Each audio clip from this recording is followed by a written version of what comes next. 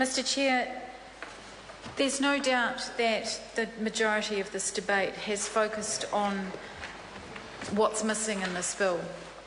And I mark my words, and my prediction tonight to everyone in this House is that we will be back in this House within a short time in the next government and to be revising this bill to include caps on interest rates. Mr Chair, there is well-documented evidence of the importance of an interest rate cap in legislation such as this. There is well-documented evidence on the extent of the issue in New Zealand. And research, and I'd just like to quote some of that research tonight, which revealed that between 2006 and 2011, there had been a 60% growth in the number of third-tier lending outlets. Up to 40% of them were flouting the law by not registering as financial service providers, and 127 new lenders had entered the market. Mr Chair, in July 2013, which was just last year, a new law took effect in Australia which capped interest rates at a maximum of 48%. And the lending sums in the US of between $100 and $4,000 for short terms at high interest rates have been regulated in 37 American states. This is not us making it up. This is a real issue. And my fear is that this otherwise pretty reasonable piece of law will be flawed, deeply flawed, without that extra important control, extra important lever. And I think we are doing a disservice tonight to the people of New Zealand by not including it. And I also feel, I guess, disheartened really, given the extent of the work that's been done in the Select Committee on this and the work that's been done by the officials who should be acknowledged again tonight, but all the members on that Select Committee, which was chaired by Jonathan Young over there. But yet, where is the debate? Where is the discussion? Where is the explanations? Where is the argument that is the counter-argument, which is to put the other point of view, rather than to have speaker after speaker on this side of the House be getting up and saying what's wrong with the bill, what it's missing out, and instead we just have this deathly silence. And I think we do a disservice to the people of New Zealand by not having that discussion, by not having that debate, so that people can actually hear what the counter-argument is. Instead, it's just deathly silence. And all too often in this House, this is what happens. Through really important pieces of legislation where there's been a big point of contention, instead of having an actual debate and a discussion of ideas, which is what I thought this Parliament was supposed to be about, we actually end up having a string of speakers putting a point of view and a deathly silence from the government which can pass the legislation because it's got the numbers. Well, that's not good governance. It's not good governance, and it's not what I came to Parliament to be part of, and I doubt that many other people on this side of the House particularly didn't come to be part of that either.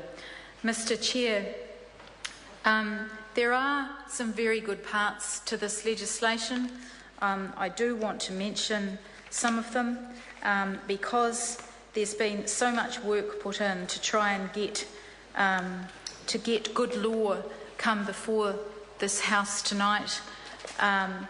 The introduction of the Responsible Lending Code, I know, is going to take some months to be developed, so that it can be, and that will be done through regulations. I've already mentioned tonight that we hope that can be done as quickly and as possible, but in order for that to be done as quickly as possible, the Ministry needs to be well resourced to do it, Mr Chair. Mr. Chair. Chair Karen, I'll hear.